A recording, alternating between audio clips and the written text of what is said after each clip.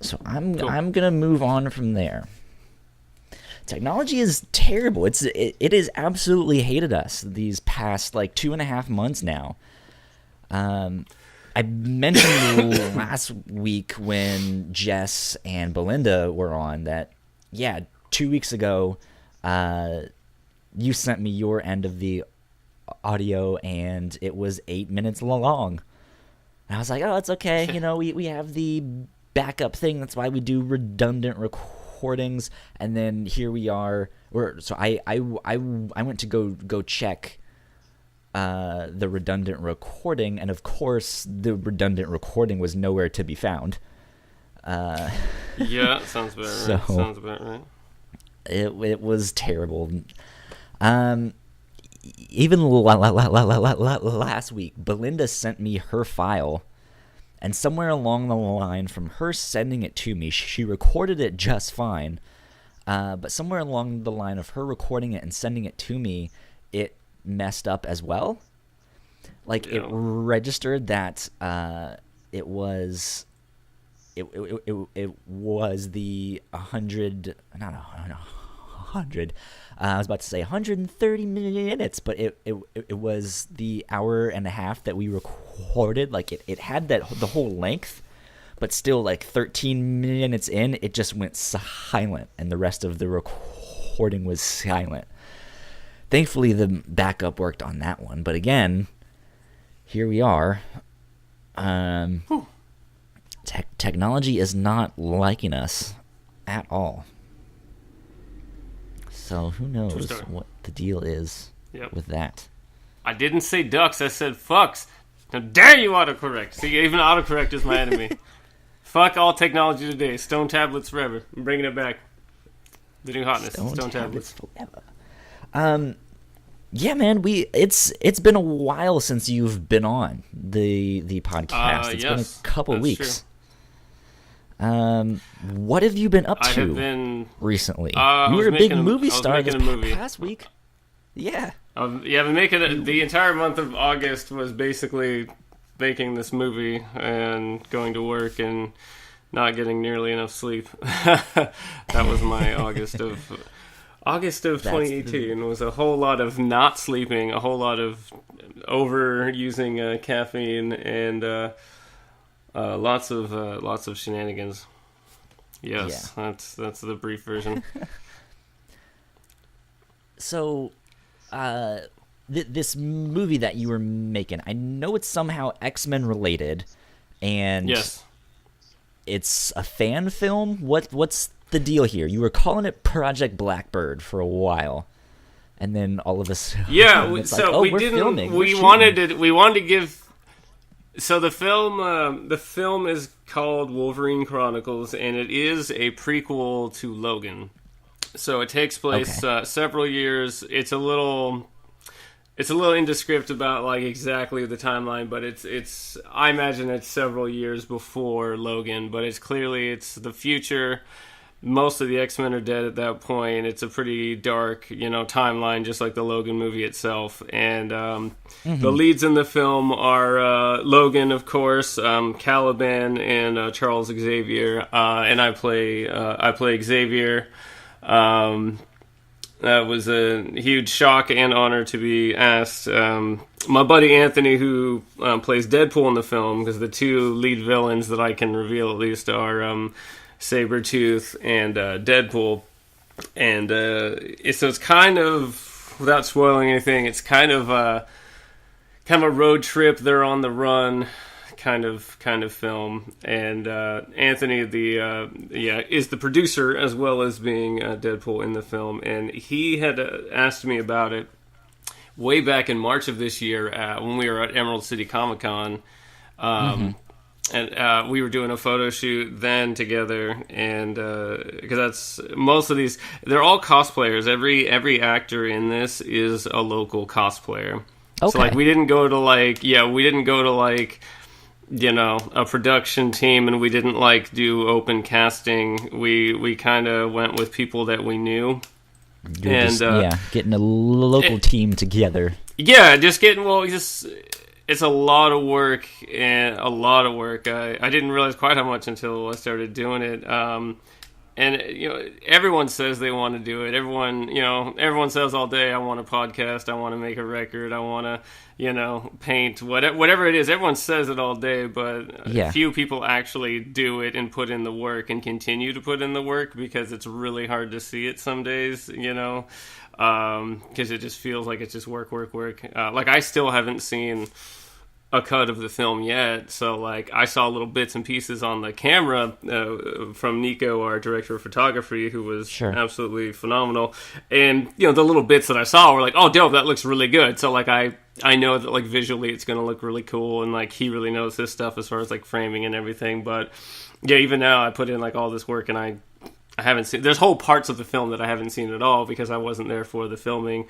Being one of the leads, I had to be there most of the time. But there's certain kind of side pieces and things that they did when I was like on vacation and stuff like that. So it's really exciting to kind of think about how it's going to turn out. Because of course I know the story and I've read the script a bunch, of course. But some of the stuff I've only seen like kind of behind the scenes photos and that kind of thing. But yeah, Anthony asked me about it at Emerald City, and it was, hey man, do you want to do this YouTube video with me?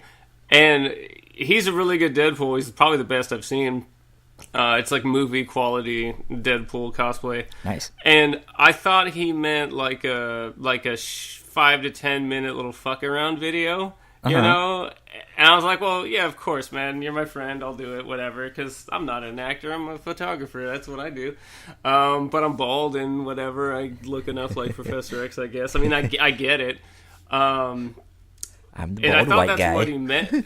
That's what, yeah, like I'm a bald white man. That is the thing.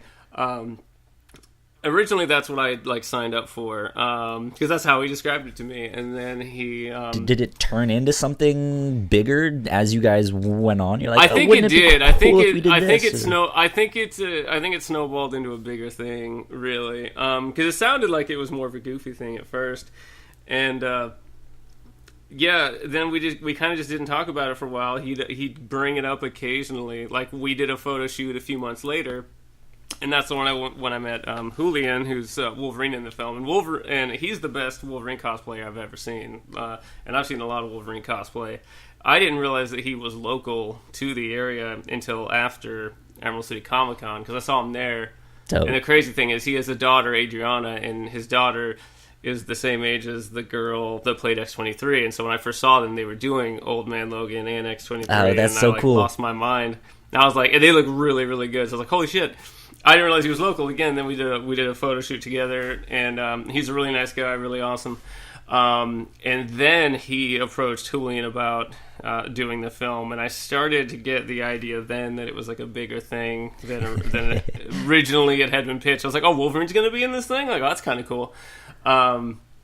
We had a production meeting at Steiner's house. Steiner's the guy that's going to play Caliban, and his parents live on this gorgeous lake in Renton, which is about an hour away from me.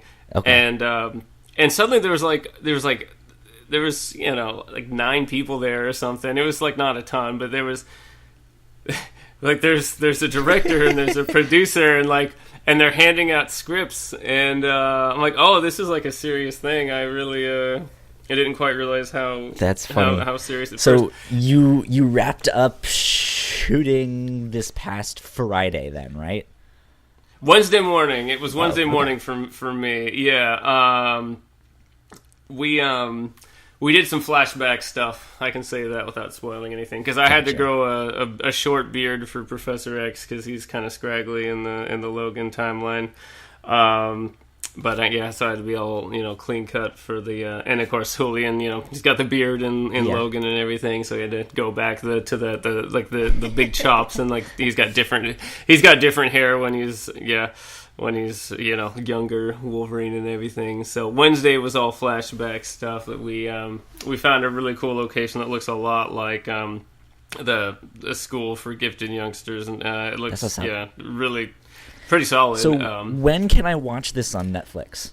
When it's gonna when be that whole deal coming in? So, and can I get some of the money that you guys get from your Netflix deal? Well, we can't make any money off it because we don't, own the copyright. So it's purely a fan film made from love. But, the good thing is, it's going to be 100% free, of course. It's a feature-length film. It's going to be roughly an hour total, but it's split into 6 parts is how it's going to work. And part 1 is going to drop on the 9th of September. Okay. So, as of this recording, in about a week. Yeah, as of this recording, just over a week. But once as it's released, probably a couple days to the public, like 2 days. Yeah. So and that'll be up on YouTube and wherever else we can put it up, and we're gonna hype the shit out of it. We're all super proud of it, and I'm gonna make sure as many people watch it as possible.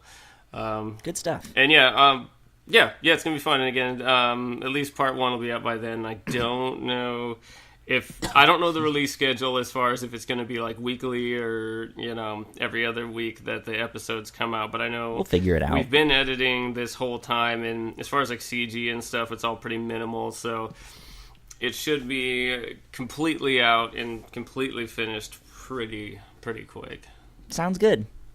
Well, if you didn't know, ladies and gentlemen, this is episode 20 of The Captain's Log, a weekly show that we do here at the Whatnauts where we can just hang out and talk about whatever we want because it's our off-topic show. Hang out and relax, drink some beer or something, who knows, make some movies. Man, I should have had a beer. That would have helped all these computer problems. Oh, yeah, good God. Oh, man, well, I've been sick this past week. That's kind of why my voice is a little bit raspy right now. Yeah, I can hear it. You got that sexy Barry White thing going on. Ooh, hey. Baby. Yeah. But yeah, so I had a sore throat yesterday and the day before. I don't have one today, but it's kind of moved into like a mild cough as my co-host coughs at the same time. Well, I haven't seen you. We've been in a construction at work, and so I've been breathing in about a pound of sawdust a day. Yeah. Yeah, it's over now, so it'll start to pass. But this is 5 weeks. This is 5 weeks of this cough. All of the smoke. We were talking about the fire last week. The smoke didn't help. During my vacation, I thought I was going to get away from all the horrible pollutants, and no, because the entire Pacific Northwest was covered in smoke from all the wildfires from California. So that was great. Crazy. Yep. Crazy stuff. Yeah. Yeah. Yeah, we had a good episode last week. Belinda finally made it on the podcast. Very exciting stuff. Yeah, it's been like a month or two in the making. That was fun. Jess joined us again, and again, it's one of those things where she was on the week before, but that episode never came out, so she was back on again for the first time. But that was a lot of fun. She also joined me last week on the review show and is joining me again when we record this weekend as well. So that's a lot of fun. It's good to have her on the shows as well. Absolutely. Yeah. So besides this movie stuff, what have you been up to? What's been going on in the world of Eric Manix? I'll be honest, man. That's been it. It's been work. It's been the movie. We went on vacation. That was the only thing that was out of the ordinary. We went to Seaside for a day. That's a nice oceanfront town down in Oregon. Total tourist trap. I mean, every single day is there to suck your money, but it's a very beautiful beach, and there's some really good food, and they have like an old school arcade there. Like they used to have an X-Men machine for the longest time, and it's gone now, and I'm really sad about it. But we spent a day there. My wife's from Montana, and so she grew up landlocked, which I kind of always forget because I don't think the Pacific Northwest beaches, at least specifically the Washington beaches, are that great. I think they're kind of shitty, but Seaside's pretty nice. We did that for like a day. Her grandparents live in this tiny little town called Philomath. It's also in Oregon. On the way to her grandparents' house, we went to the Tillamook factory, which they've newly remodeled. And I love cheese. Like, I just love cheese so much. Like, there are many things, like, people go on, like, all these fucking diets all the time. Like, Nico, the director of photography, is on this diet right now where, like, he can't have, like, refined sugars and he can't have, like, dairy. I'm like, no cheese? He can't eat cheese or bread. Man. And that's, like, my entire diet is cheese and bread. If I couldn't eat cheese and bread, I would literally starve to death. That would probably be me as well. That and real, all of those processed sugars. Oh yeah, tons of sugar. I mean, fuck yeah, like I'm basically like a fucking squirrel or something. I don't know. Sugar, bread, and cheese. Form. Yeah, sugar, bread, cheese. Need it now. But the Tillamook factory was super, super cool. Well, it was funny too because we wanted to get ice cream there. And the line was fucking enormous because it was the busiest I've ever seen it. And I've been in the summer before there, but it was like intense even for that. Uh-huh. And so down the road, there's a Blue Heron Creamery, which is like a way smaller little place that makes their own stuff. Okay. And they were cool. We did some taste testings there, but then we were like, well, let's get some ice cream here. And I was like, guess what? They have Tillamook ice cream. So we ended up getting Tillamook ice cream anyway, but at this tiny little like mom pop place. And yeah, I spent a couple days at her grandparents' house. Her grandparents are in their early 80s, and they're both dying of cancer. And so we spend as much time with them as we can, which usually ends up being 2 or 3 times a year because they live like 3 hours away, and with our schedules it's not a ton, but it was really cool getting to see them. And there's the best bakery I've ever been to is in Philomath, and it's called Nutcakes, and they have seriously the best donuts I've ever had. It's called Nutcakes, and because Philomath, I don't know, it's probably like less than 10,000 people in Philomath. It's a tiny town, like it's really small. The big city, quote unquote, is Corvallis, where the Oregon Beavers are. And it's like the Beavers and the Ducks. I don't know much about sports, but the Beavers and the Ducks are like the big like rivalry in Oregon. Football just started up. Yeah, I don't know. Again, I don't follow sports, but it's only funny because so you go into Corvallis, which is like roughly the size of like my city, Olympia, probably smaller, I think even, but it's the big city compared to Philomath, and everything's orange because that's the school colors. So like everything's fucking orange. Everything's orange scores, goes Beavers, go Beavers, and like literally pictures of Beavers everywhere. It's fucking hilarious. And then the Oregon Ducks, they're like green and yellow is their thing, right? And so, of course, her family they're all huge Beavers fans. And every time we go down for Thanksgiving, there's a big Civil War game where it's the Ducks versus the Beavers. But the best part is my brother-in-law Cameron is a Ducks fan. And he's the only one in the family. And so he always rolls out in all his gear. And, like, people give him, like, murder looks. And I'm like, I don't know that motherfucker. I don't know him. I don't care about sports, but I'm not trying to get killed by some hick over here. Like, so I know you people. Shit. I grew up a Redskin fan by default. My dad was a Redskin fan. And one of our family friends, they had a kid who was my age, and then the father was a big Dallas Cowboy fan. And the Redskins and the Cowboys, they're a big rivalry. But they would go to the Redskin games from time to time, and of course, if you go to a Redskin game in cowboy attire, that's like blasphemy. Like people will throw food at you. Like it is the worst time. It's not fun. But they went, and this guy would still always wear his Cowboys jerseys and stuff like that. Man. But my dad would have to be like, it's okay. He lost a bet, don't harass him, just so he wouldn't get picked on for having a Dallas Cowboys, the Cowgirls, as they would say. So seriously, that's crazy stuff, man. So school started for your kids, right? Yeah, it's about to on well, as of this recording, this coming Wednesday. My wife is back in school. She has like planning days and trainings and setting up for class and stuff. So like today she just went in for a couple hours. Yesterday she was gone for a good long time. Okay.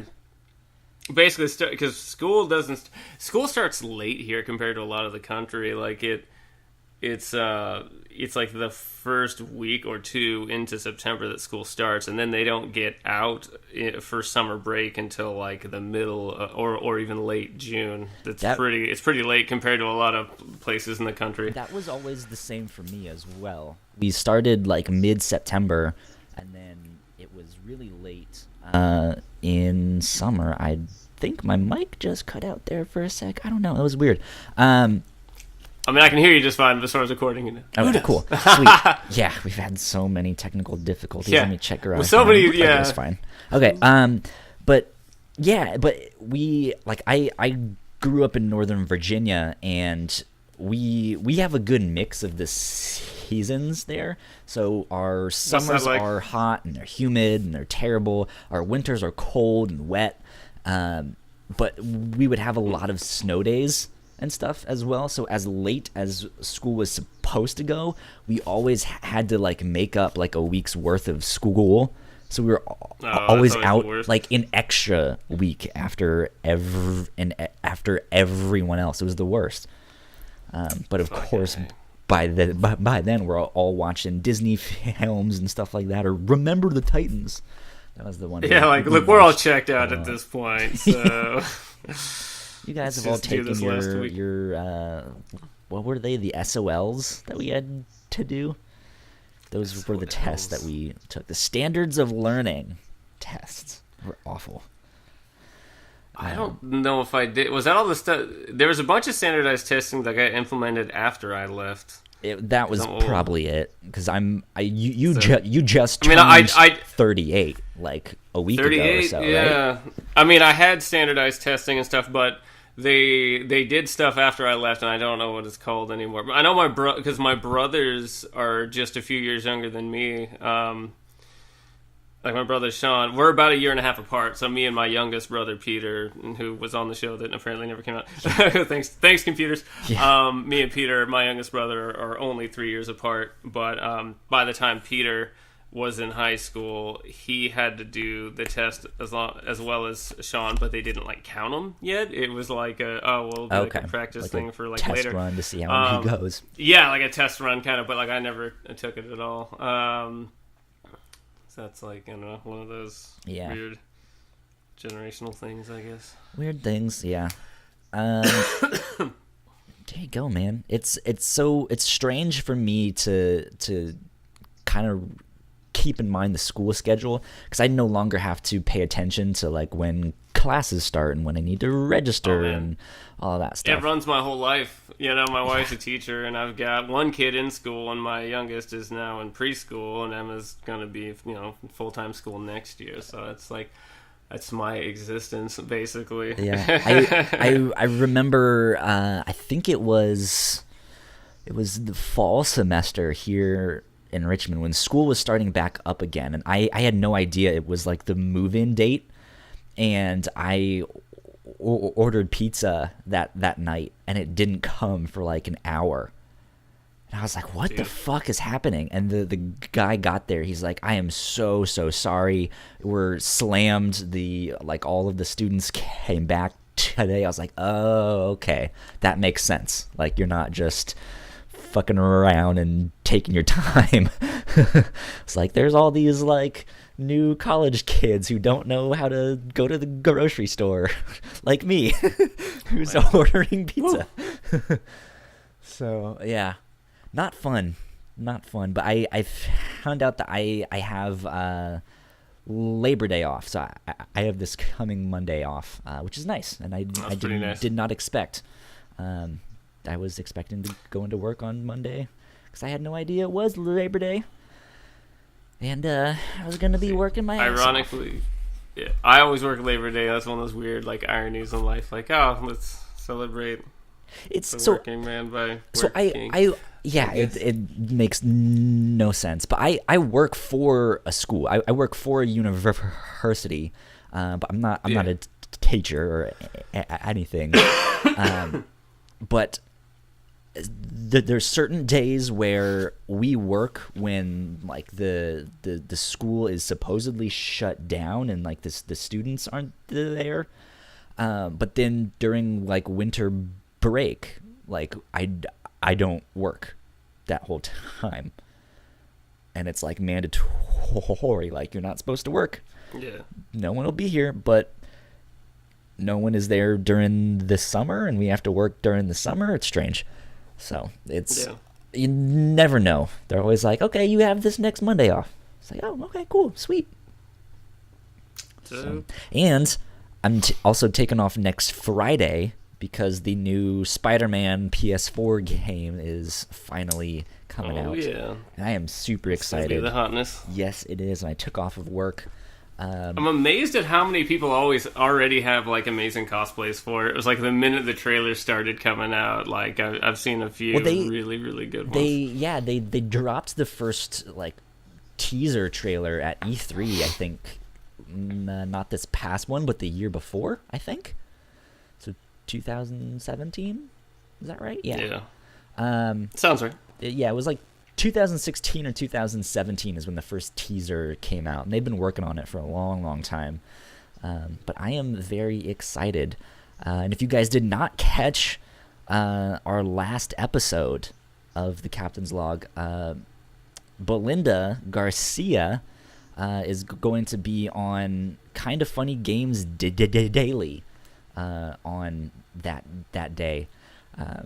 It was neat because I'm a big fan of the Kind of Funny content, and she was at a whole bunch of the conventions and stuff that they were at, and Greg Miller, who does a lot of the Kind of Funny stuff, he's one of the main guys. He was on Kind of Funny Games Daily, and he mentioned the Geeks of Color, which Belinda also writes a bunch of articles and stuff for them, and so I was like, oh hey Belinda, they mentioned you guys, and then she came on the show and was like, well, maybe sometime down the road you should keep an eye out for me on that show, maybe. And I was like, no way. And she was like, yeah, at the end of September we'll be on, but I was like, as long as it's not September 7th, because I'm going to be playing Spider-Man.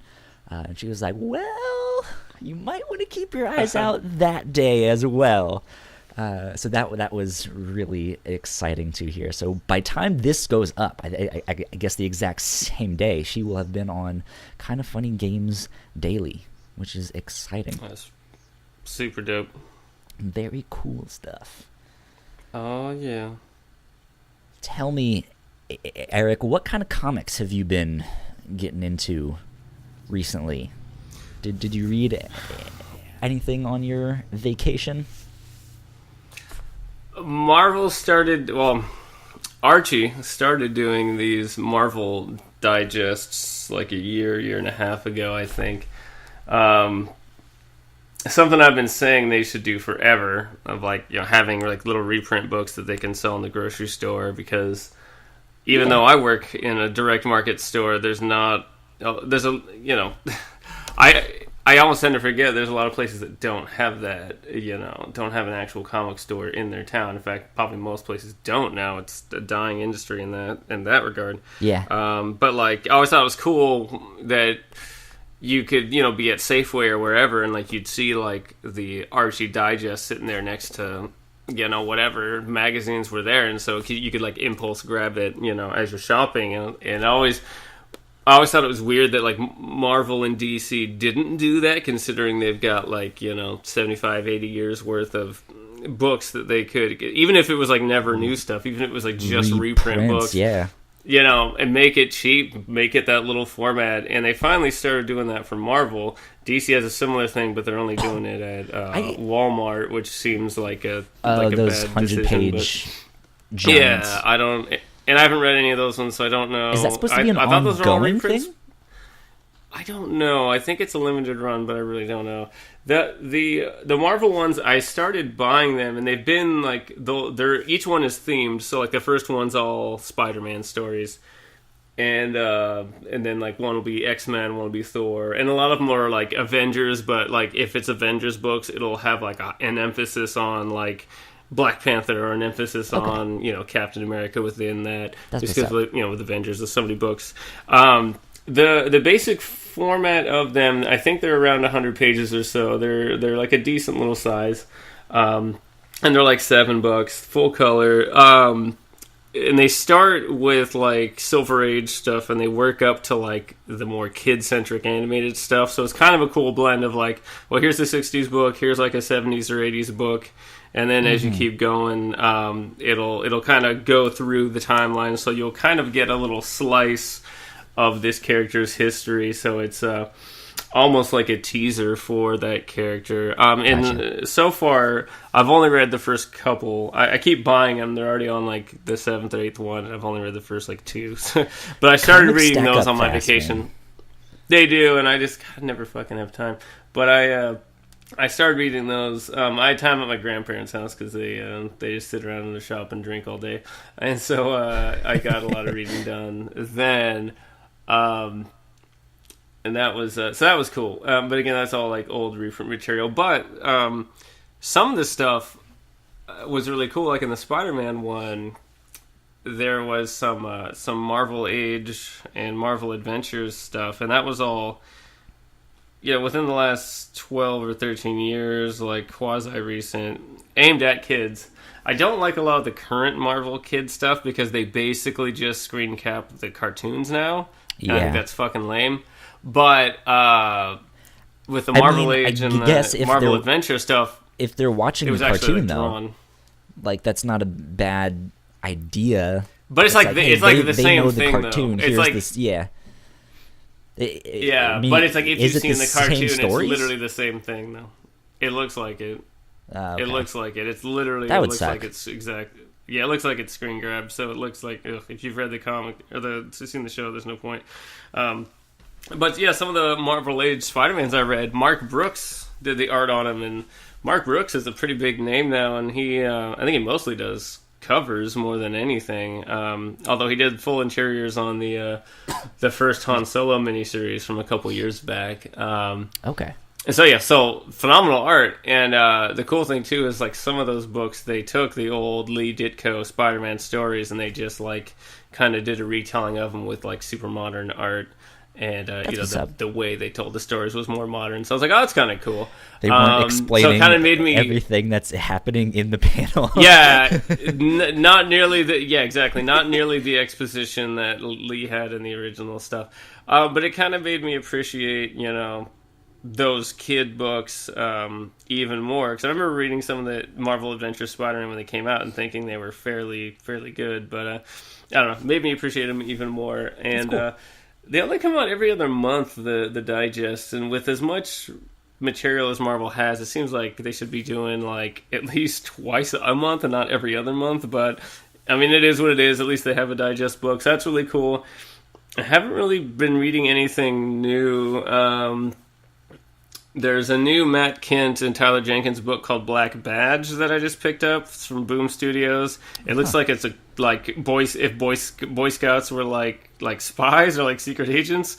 It looks really cool, but I haven't read it yet. I just bought it and it's sitting in my ever-growing to-read list. Kent and Jenkins, they just did a phenomenal read called Grass Kings. I've heard of that. I liked the art on. Yeah, that's Tyler Jenkins. Tyler Jenkins, if they do watercolors on his stuff, I really, really like it. With like digital colors, it doesn't really work for me, at least from what I've seen. But with watercolors, his stuff is just like perfect. And Matt Kitt's the same way. His art's like it's very stylized, but if it's got those amazing watercolors to it, then I'm super into it. So that looks really good. And then I started rereading. Oh my god, I almost said Sam and Twitch. Or is it Sam and Twitch? What's the... Yeah, Sam and Twitch. Yeah, that is Sam. That's right. Sam and Twitch, the two cops from the Spawn universe, they they had a crime noir book many years, early 2000s. It was one of Bendis's first works. Really? Yeah.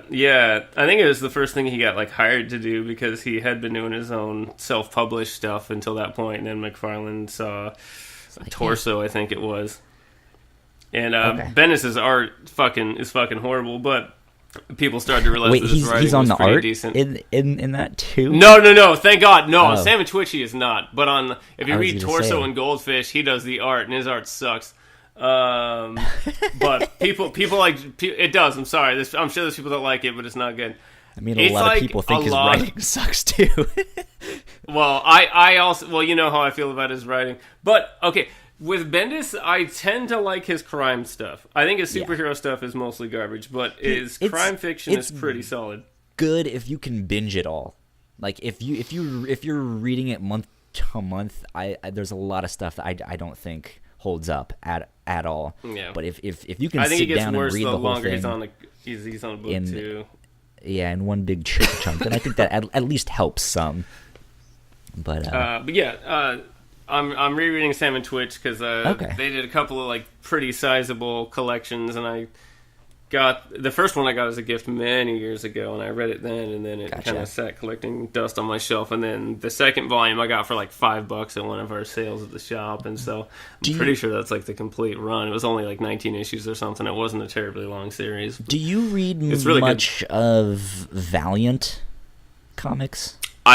I love Valiant. What I've read of Valiant, I really like. I'm not caught up on any of the current stuff, and I don't think I've read a Valiant book in like a year or two.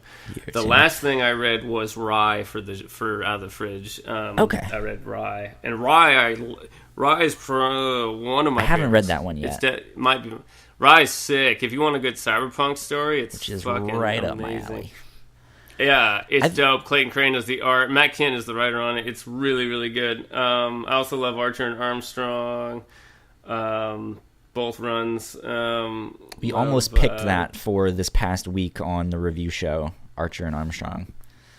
It's really good. I've been diving back into Valiant this past week. And they've done a couple Humble bundles, and I buy all the Humble bundles when they do them, and so I've been able to read a lot of them that way. So I read the first several volumes of most of them, and there's a bunch of them on Comixology Unlimited. They have a lot of their stuff from when they did their like reloot or their reboot. I mixed reboot and relaunch, so it was our reloot.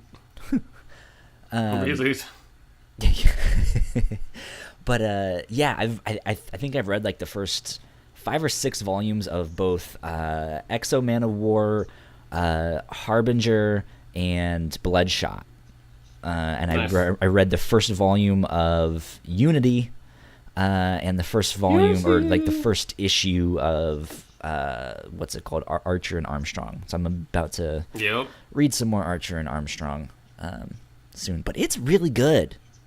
Like I read I think up through the first Harbinger Wars stuff like 2 years ago, and I was like, damn, I've been missing out.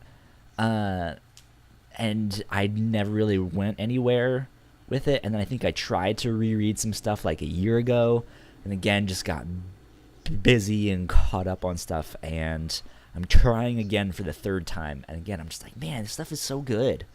I really like these characters. Yeah, everything I've read I've really enjoyed. Some more than others, just because the good thing about the Valiant universe is they do different genres, but it is a connected universe.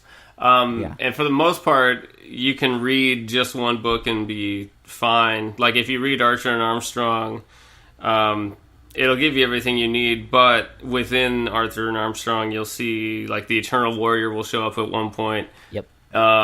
And it's like, well, if you wanted to know more, you could, and Ivar Tomwalker, because they're brothers. They're all 3 brothers, and so you could go down that rabbit hole if you wanted, but you don't have to.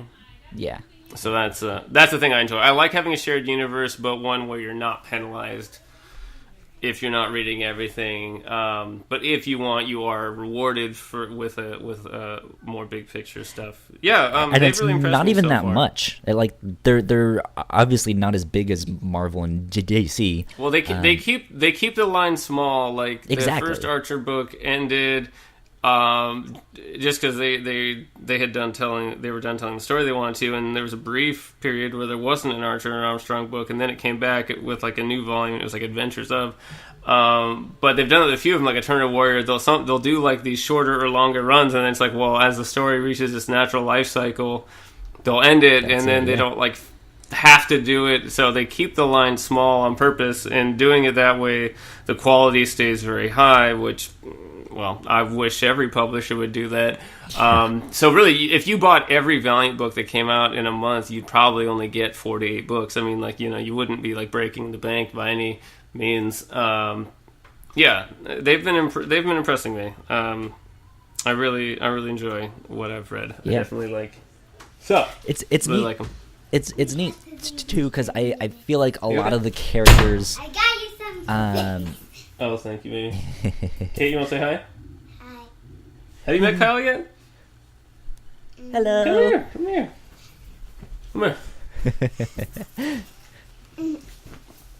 Look, you're on the podcast. Look at you right there. See you down there? Yep. Thank you for the blueberries.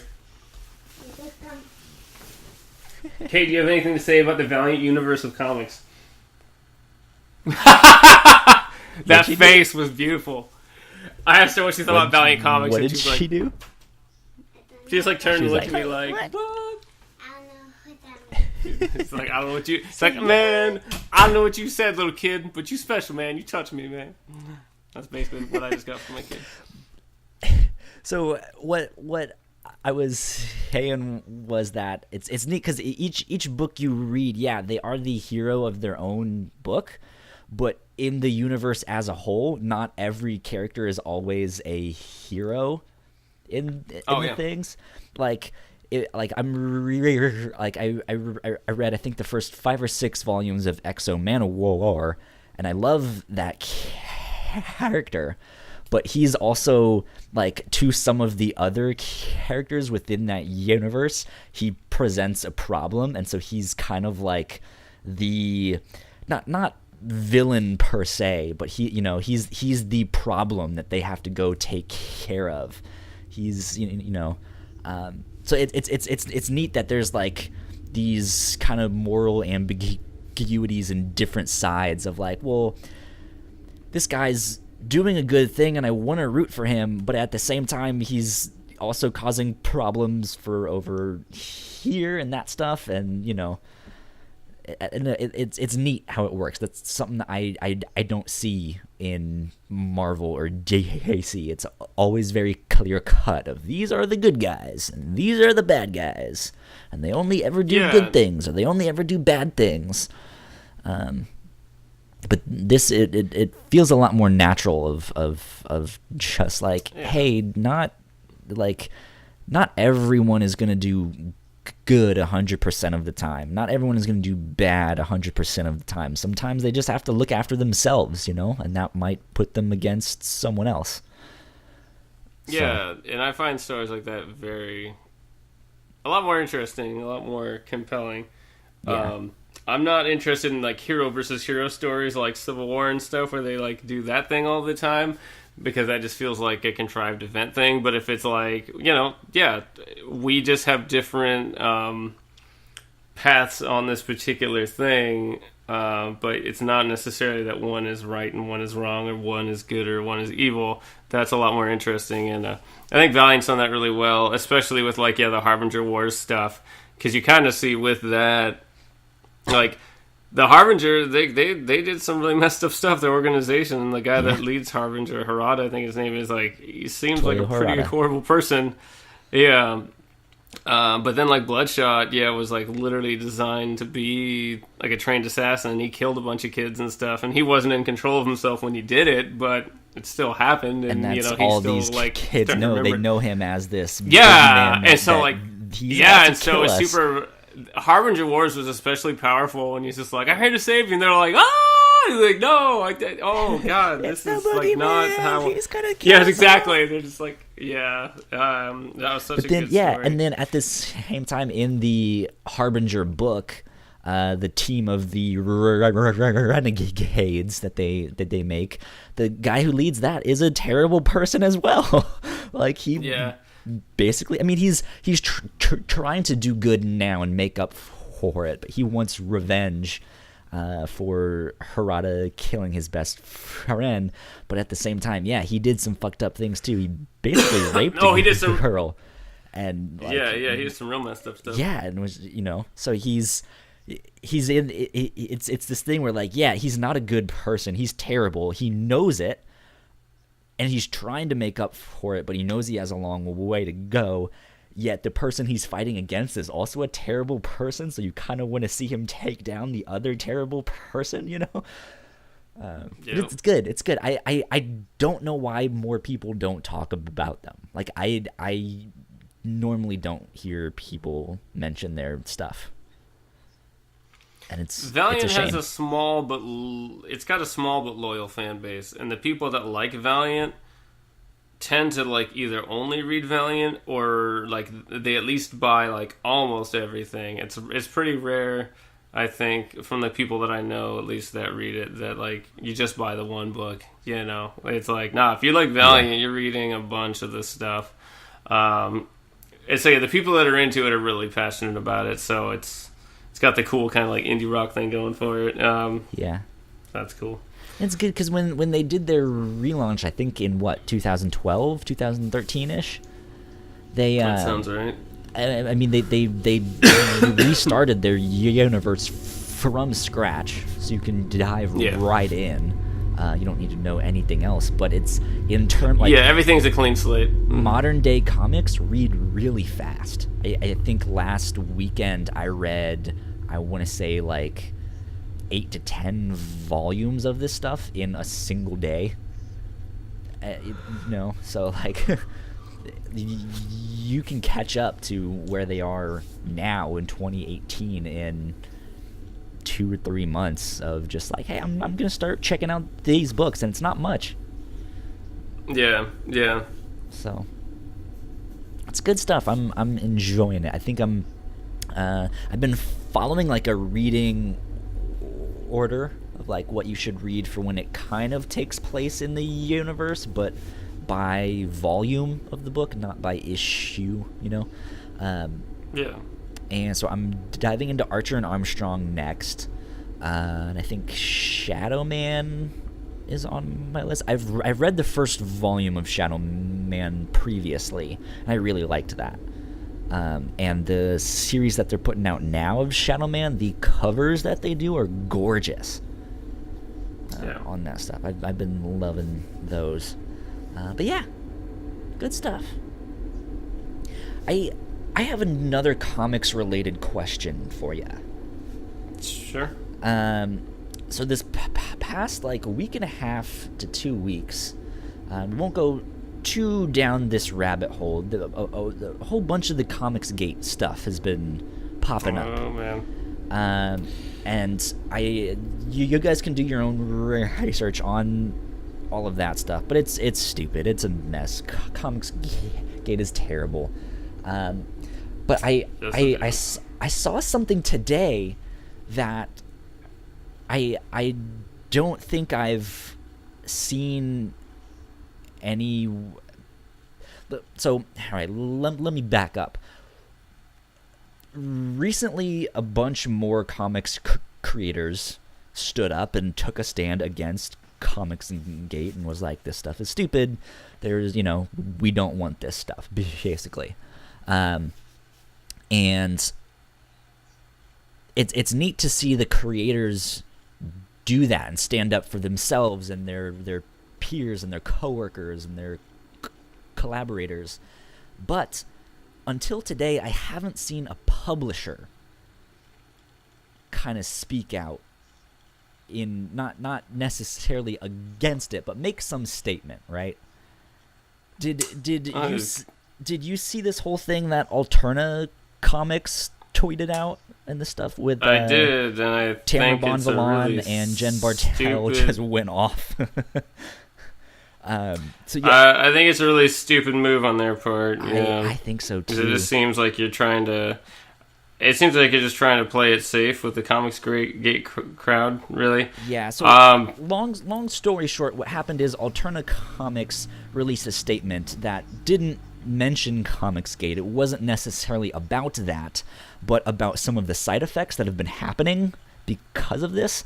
And basically, it was saying that, you know, if you submit a book to them for publishing and they choose it to get published, you basically are not allowed to use like blockchains or like automatic block things to block people using certain keywords or whatever. They did mention you could block people, but it was very hazy. It was a gray line of what you could and couldn't do. Yeah, they specified like just individually, which is like, I don't know. And it seems really stupid. First of all, you're trying to tell these creators what they can and can't do on their social media, and I have a problem. Doesn't make sense. Yeah, with that.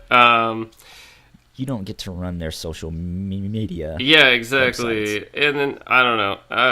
I don't like the trying to just play it safe angle. Like they're trying to play it is a bunch inclusive in the sense that even these guys who have these beliefs that are not so great, like, we want them to read our comic books too. That's basically they're trying to piss them off. And I kind of wish people would just make it more clear. Like, look, like, I'm a grown man. I'm 38 years old. Not every comic out there in the market is aimed at me, and I'm not gonna like everything. Does that mean that I'm under attack? Of course not.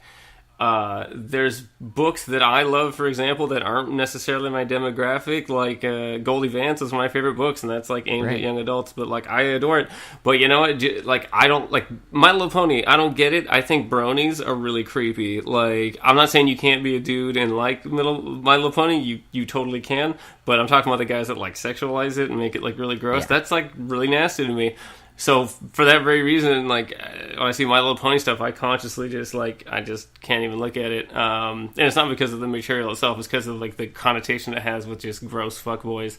But it's like, I don't get offended that they're putting those books out, right. And I don't know. It's like, not everything is for you. I don't like. You're not under attack because every comic ever doesn't have like a straight white guy as the lead. First of all, you literally, like, look at, like, a character, like, if you just stuck with mainstream books, like, I don't know, Captain America, whatever, it's, like, 80 of their years, 75 of their years, whatever it is, like, the majority of their life cycles have been a straight white guy. Yeah. And most mainstream comics are still that.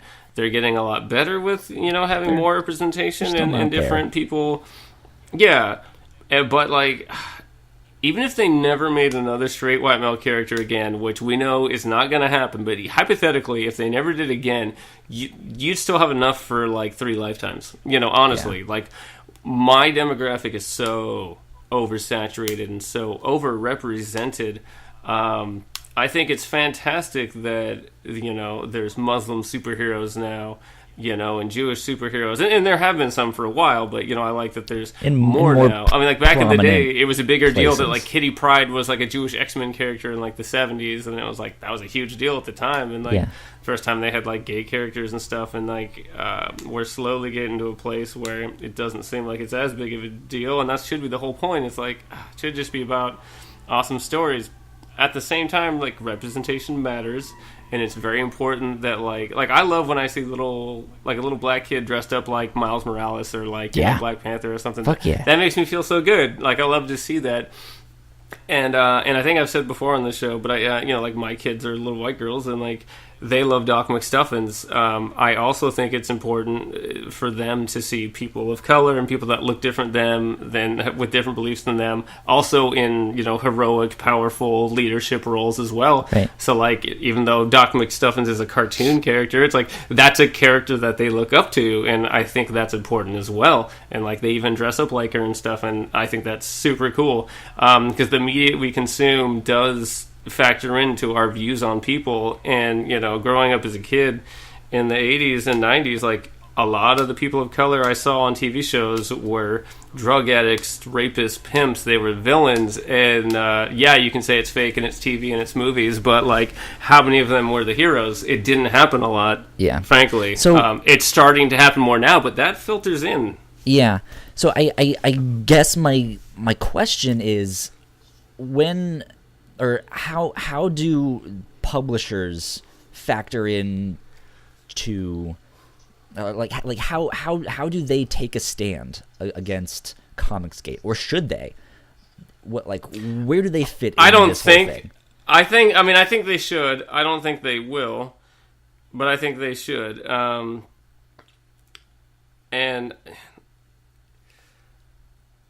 I don't know. I mean, I get as a business model, like, not wanting to specifically ever say that you're excluding someone, but like, Comicsgate isn't like one type of person. It's like it's an actual hate group made up of like just these very bitter individuals. And so, in the same way that like every conservative person is not a Nazi or a member of the KKK, but then like, if you look at the alt-right, well, that certainly seems to be the thing.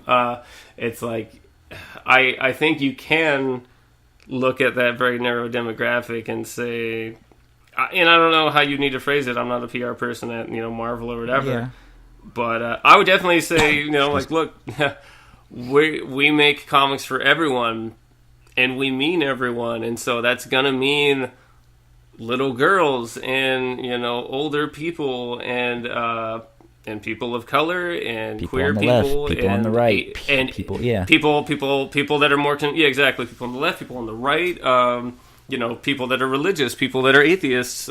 There's a bunch of different demographics of the population in this world that we're living in, and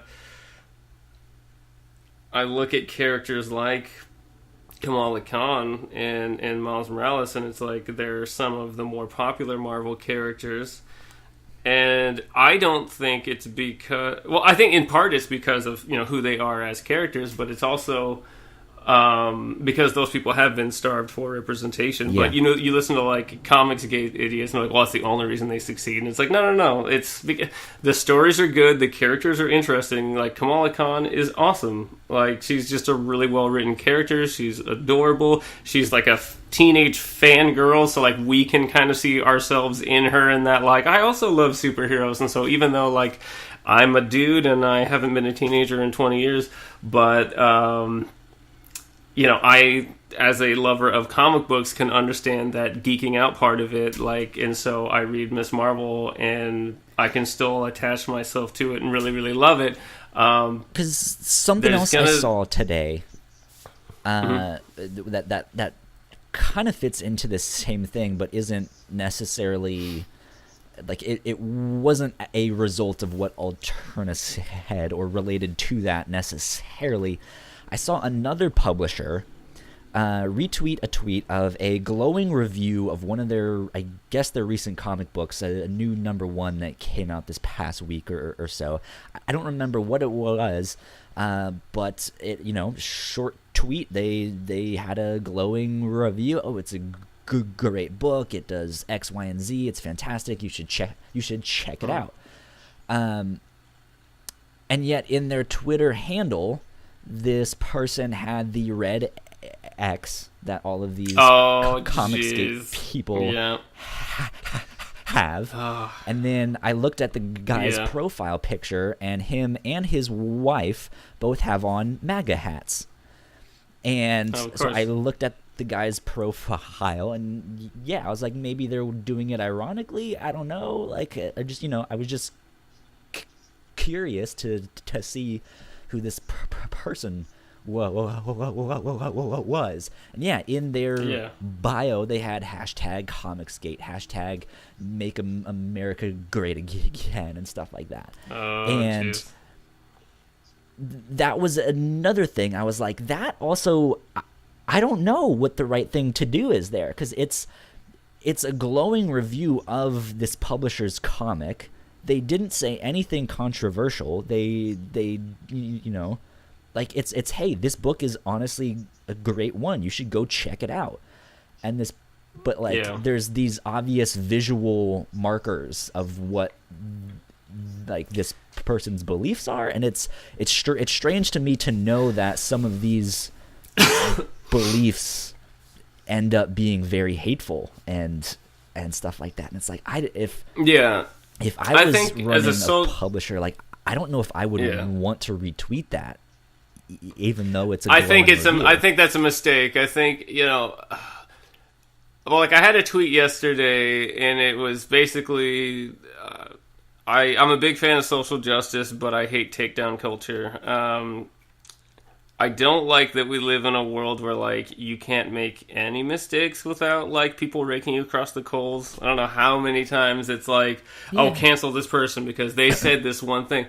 Yeah, like, we need to be in a world where we have teachable moments, you know, where we can grow as people. Like, the James Gunn conversation has definitely been one where it's like, he said some really dumb shit, and he shouldn't have said it, and it wasn't funny. At the same time, he said it, like, 7 or 8 years ago, and he apologized for it. And more importantly, he didn't just apologize, he actually got better as a person and, like, moved past it.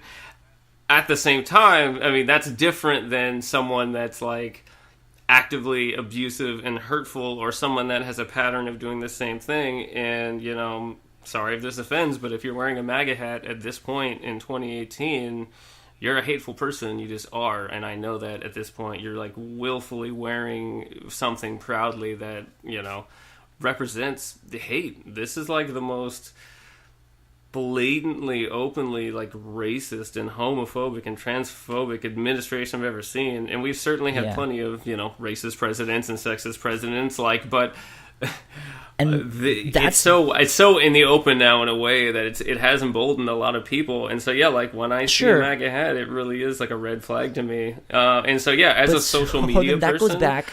If I saw that, that's going to trace back to them. You know what I mean? Like, people are going to see that now. So I get, like, looking at a review and going like, oh, that's really great. Like, that looks good for us. But then it doesn't look good when you look at who it is. And in this day and age of Twitter and Tumblr and Facebook and everything.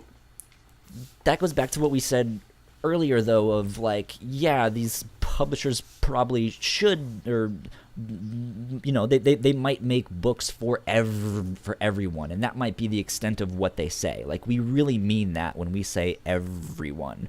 So, well, and I guess everyone, I guess this guy's beliefs, like, you know, is that publisher necessarily wrong for retweeting that tweet? I don't know. Like, it rubs me the wrong way, but I don't know if I can. I think that's why I haven't. Most people do say and most people do say comics for everyone, and part of me, like, does agree with that. But then I think, well, are there comics for, like, racists, or should there be? I mean, there are. I mean, like, they've had to jump on Kickstarter. I don't know if you've seen any of the work that they've done, but like people like Ethan Van Sciver now, like, they. Thankfully, I mean, most publishers at this point are aware that, like, hiring these people and actually publishing their stuff is not good for them. And so that's why they can't get their works published at major publishers anymore. Right. And, of course, that's being blamed on, you know, whatever, quote-unquote PC culture. Not the fact that they're idiots or whatever, or maybe their work actually isn't good enough. That never crossed their mind. But yeah, like, I don't know. I guess there's, like, bigger companies, Marvel and stuff. Comics for Everyone sounds nicer, but, like, I guess if you're a big company, you know, it's like, well, I don't know how you would say it, but it's like, well, comics are for, you know, people that love comics, you know, and as long as you have that, we're fine. You're not, even like we were talking about Valiant, and I love Valiant, but, like, some of the books are better than others. Some aren't, you know, more my cup of tea, and that's fine. You know, like Shadow Man's It's okay. I like Archer and Armstrong better, or Quantum and Woody better. But, the person that comes along and says they like Shadow Man best, are they wrong? Of course not. That's just a book that, speaks to them more. So when I think, comics for everyone, it's like, well, I personally, there are comics that are, full of, hate and racism and things like that and horrible messages. And, I don't want any part of that. Personally, I really wish these companies would come out with statements, because I could see from being a PR standpoint, you could come out with an image, say you're Marvel Comics, and you've got the lineup, so you have a cool poster, and it's like, here's Doctor Strange over here, we love Doctor Strange, here's Kamala Khan, you love Kamala Khan, you can have Captain Marvel, Squirrel Girl, so you have a big.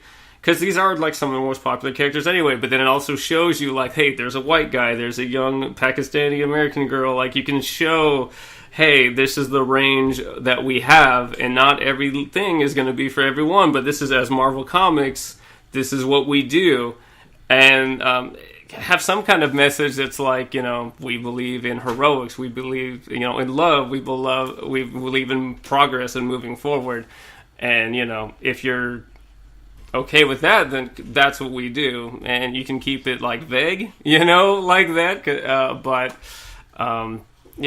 where it's ultimately we're trying to make positive stories. I mean, Marvel and DC, ultimately these are supposed to be heroic characters, right? And with heroic ideals, and we've seen anti-racist stuff going back to World War II with, Captain America and Superman. And we've also seen them being used for racist things as well. I mean, these characters are powerful tools. But I personally love when you can see people sharing, here's a Superman cartoon from the 50s, and it's hey, kids, someone might say that person's not American, but they're actually just as American as you, and, it's important to know that just because someone speaks with an accent, or they worship differently than you, or, they look different than you, if they're American, you have to respect them.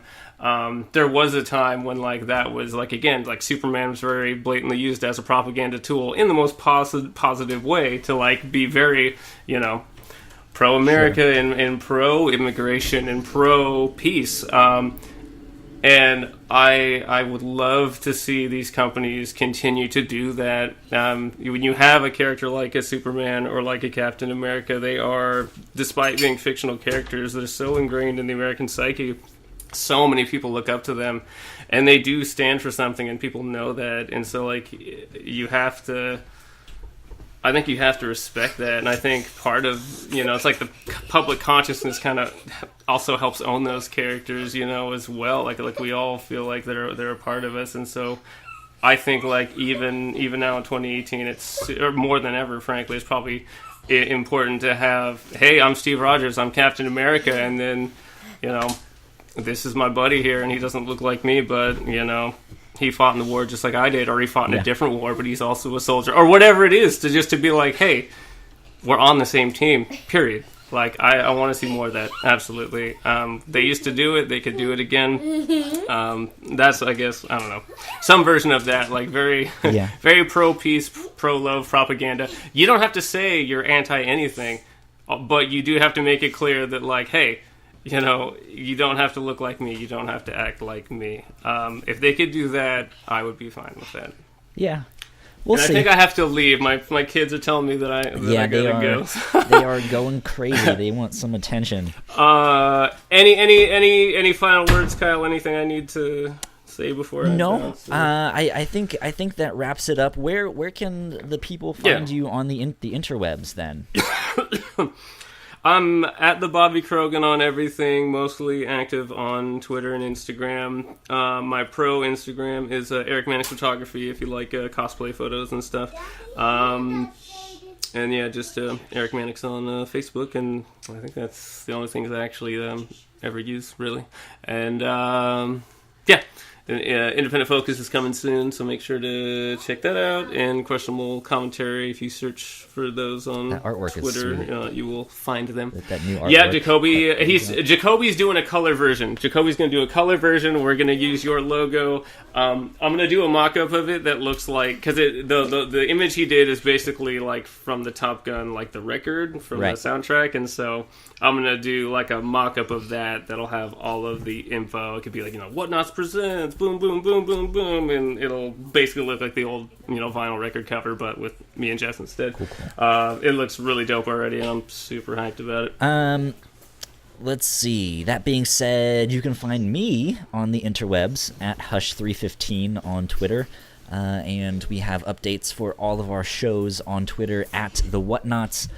You can find out more information about all of our shows and the ever so often article or review on our website, which is thewhatnauts.com. Let's see. I think we have one more week left until our RSS feed. The old one is shut down. So if you have not yet resubscribed to the new ones, go do that right now. You can just search The Whatnauts in iTunes or wherever you get your podcasts, and our shows should pop up. Go subscribe to the review show. Go subscribe to the Captain's Log and the Reactor Core. Do not subscribe to the one that only says The Whatnauts, because that's the one that we will be shutting down. I think that is it. Thank you guys for checking out the live stream. If you guys came in and enjoyed that, if not, this will be up a week afterwards on YouTube and as a podcast. And if you liked this show or any of the other ones that we do, patreon.com/thewhatnauts, and you can throw us $1, get all of our episodes early, and some other cool rewards and such. I believe that is it. Word. Episode 20 of the Captain's Log. That's it. We will see you guys next week. Adios, guys. Bye.